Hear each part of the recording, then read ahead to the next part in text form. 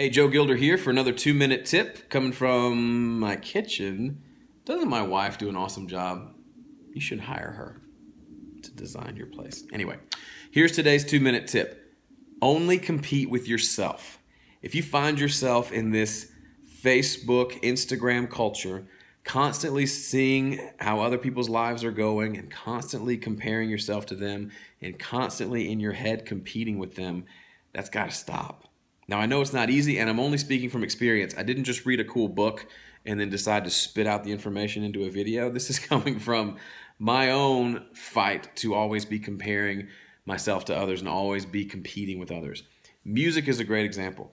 There will always be someone who's a better musician than you, and most likely there will always be someone who is a worse musician than you. And you can't base your self-worth, and certainly can't base what you focus on and what your goals are on either of those. If I base it on the fact that someone's better than me and I'm always comparing, I'll always feel less than, and I'll always have this chip on my shoulder.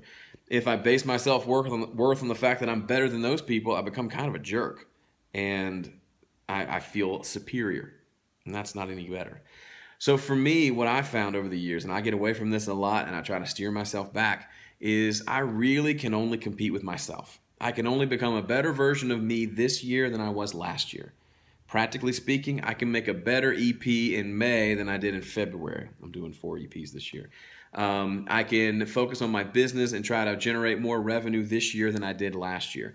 When I bring anyone else into that picture, oh, my music doesn't sound as good as his, it doesn't tend to do anything other than fill me with anxiety and take my eye off of what I'm trying to do. So don't compete with all of them. Just compete with you. Try it, see what happens.